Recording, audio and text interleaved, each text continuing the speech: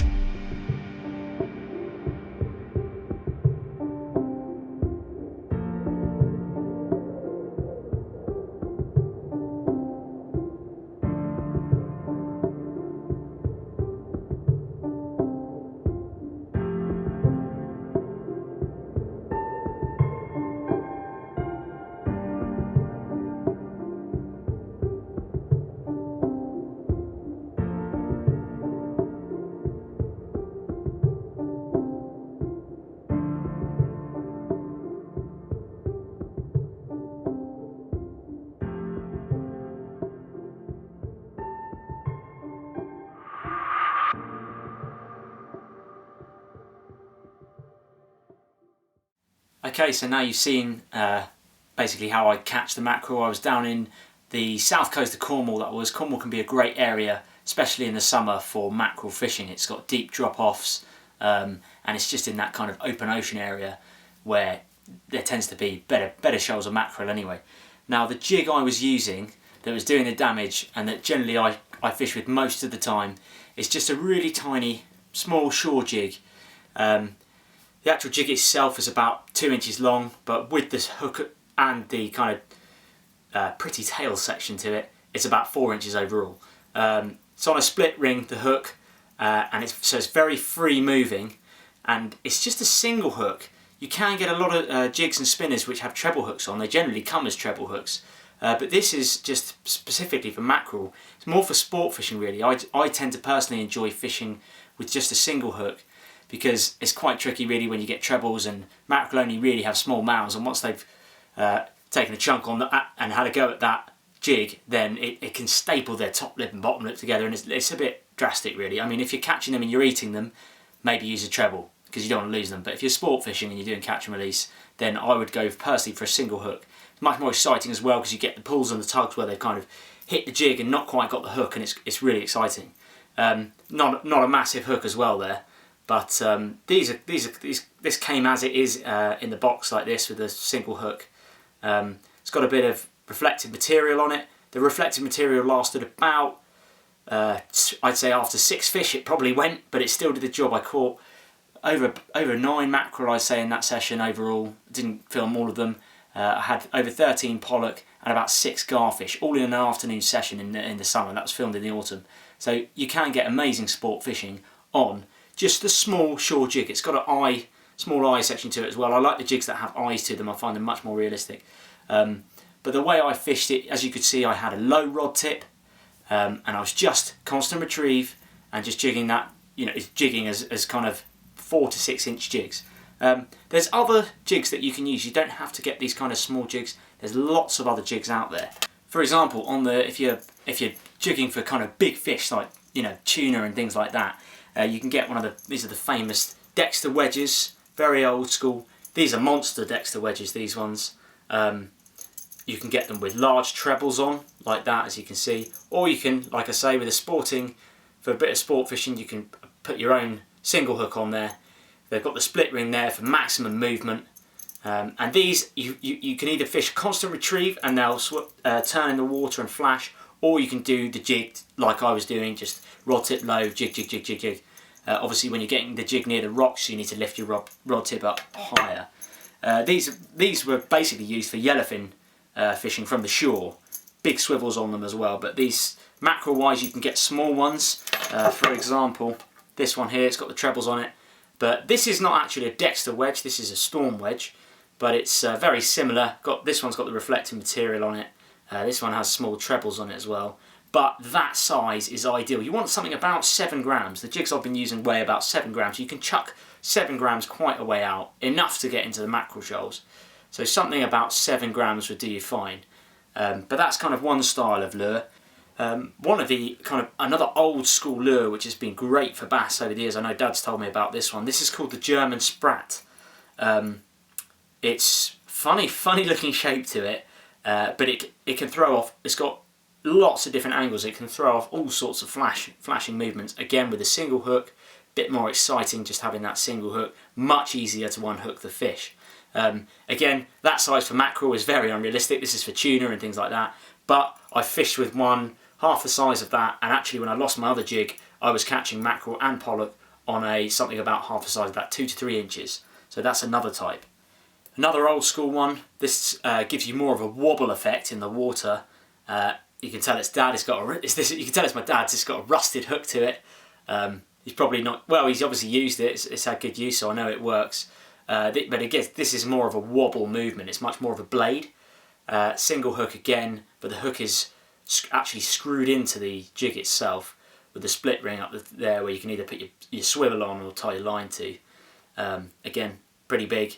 A bit too big for mackerel, but you can almost make these yourself. If you have to look at them, you could definitely make these out of bits of metal yourself, and actually probably be very, very rewarding.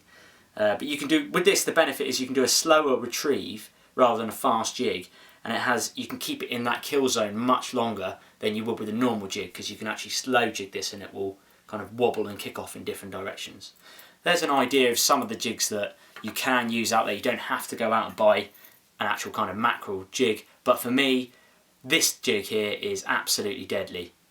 Only 7 grams, does the job perfectly. Let's go and catch some more fish, guys.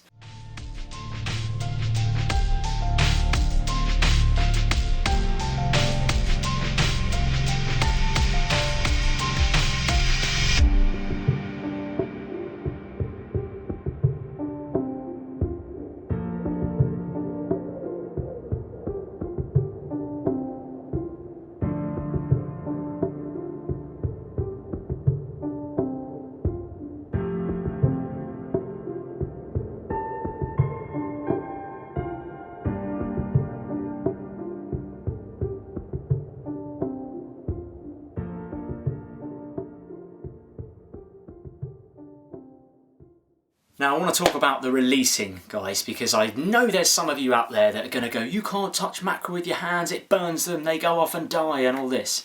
You're welcome to your opinions, and I'm now going to give you my opinion on this matter.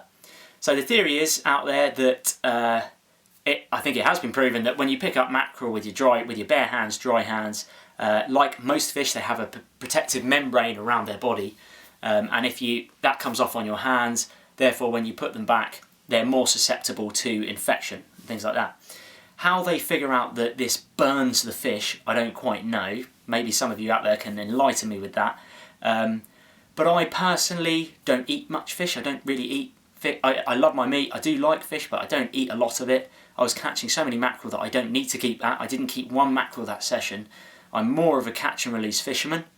Personally, I think they will fare better out in the water, even if they've been in my hands, than they will on my dinner plate. They've got more of a fighting chance. So in my opinion, I know there's studies that have been out there that they've tagged and re-caught mackerel with tags, so I know it realistically, does it kill them?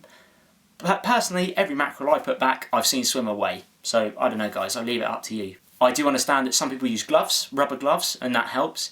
Personally, I think your hands should be wet.